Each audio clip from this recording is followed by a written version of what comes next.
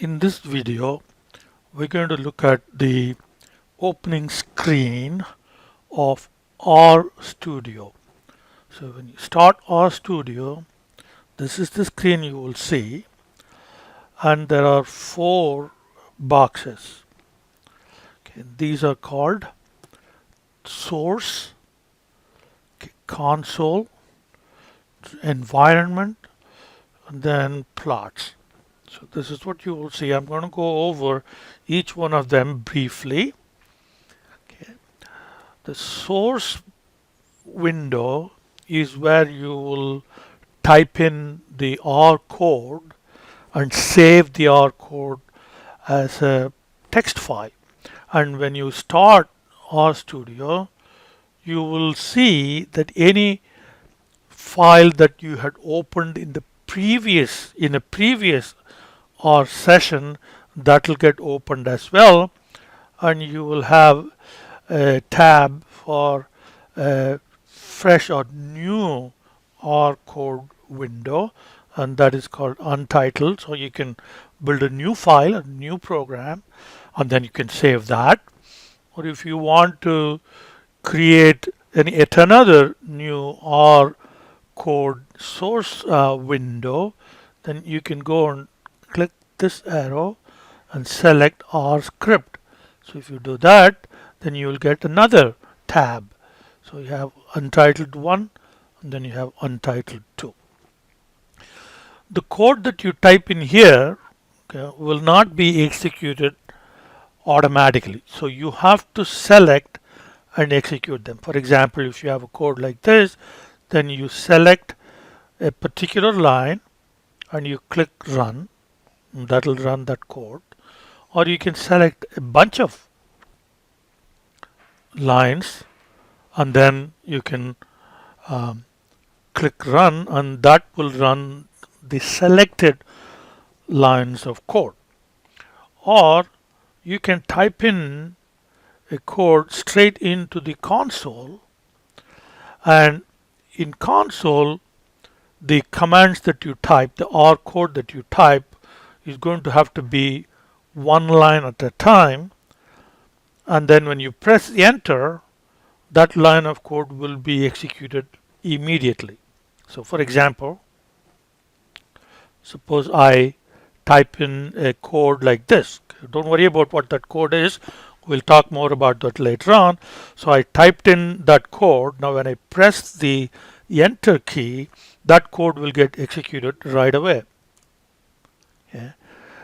But if that same code, if I enter here in the source, and if I press enter, that code will not get executed. It's just a text there. And if I want to execute that code, then I have to select that line, and then I have to run it. Then the selected line will be executed in this window. So that line will be transferred here and it will run that line.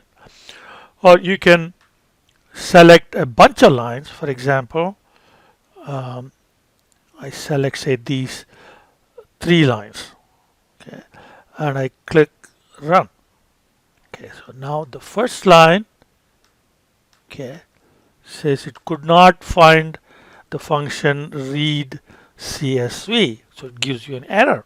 So all these red messages are errors. So since the first line did not run, the rest of them did not run either. And the reason for that is that I have a typo here. It should be read.csv, not read_CSV. So now if I run that one single line, then you see that it is run that, and as it ran that code, a new object is created here, and we'll come to that in just a minute. Okay, so once I fixed the typo, and it ran that code there. So from this console window, you can press the up arrow. Okay, when you press the up arrow, the previous command that was run will be displayed, and then you can press the up arrow one more time, then it will keep going backwards in that way. And you can come forward by pressing the down arrow key. Okay, so that's a convenient way of, if you want to test one particular line that you did previously, then you use the arrow key to select the line that you want to run again, and then you run it. Yeah. And if you want, you can run a bunch of lines at the same time. And here, so here there are some libraries that I have. We'll talk about libraries later on. All right, so now we have different tabs, and each tab represents a code file that you can save. Okay, doing file save or file save as. Yeah. And then you can run a bunch of lines of code by selecting a bunch of lines and clicking run, and those lines will be executed in this window. Or you can type in one line at a time in the terminal, in the console, and then you can, when you press enter, that code will be run. And you can use the up arrow and down arrow to traverse through previously executed code. Now the terminal and jobs, we will not use those. We will use only console. So let's not worry about the other two tabs. So now let's get to the third window. Okay, so here there are several tabs. First is environment. So whenever you create a variable or a data frame or an array or any OR object, that object will be displayed here. Okay, so we opened this West Roxbury file .csv, and that created this data frame. Okay, and it put there, and if you want to look at it, you can just simply click on it. So when you click on it, so what actually happened was that RStudio executed this command.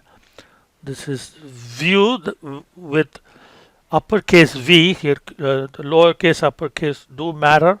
So sometimes when you use lowercase, when you have to use uppercase, or vice versa, then you'll get an error. But anyway, when I clicked on this object, this command, RStudio ran this command, view West Roxbury, and you put that table over here. So now you can look at each column and scroll over on the right side, and then you can scroll down like this. Okay, and you can see the data. So now you have another tab. So we have 3 tabs for source code, and then we have a tab for this object in here. Okay. And as you create more and more, so for example, if I go and type here x equal to, okay, if I'm going to set a value of 5 into x, so you use the less than sign and then a hyphen, and then say 5, that x object gets inserted in this environment. Yeah.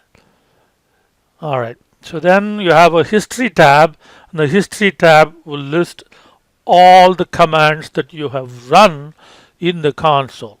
So you can save this if you want later on to examine what commands you ran. Okay. And connections, we will not use connections.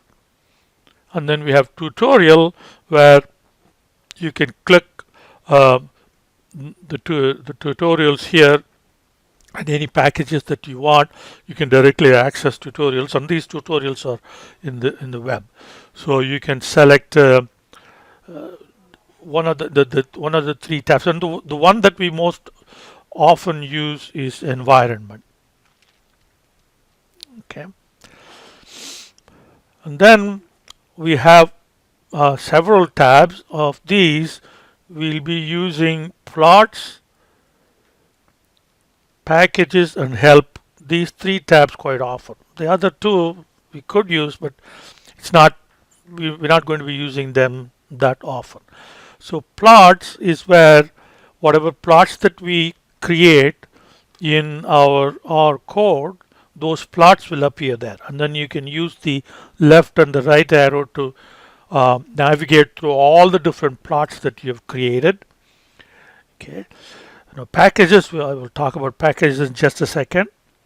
Now help is where you can get help for any or command or studio resources, and we'll talk more about getting help a little later. But the help that you uh, looked at, okay, previously, and that will always be available here, so you can navigate through these tabs.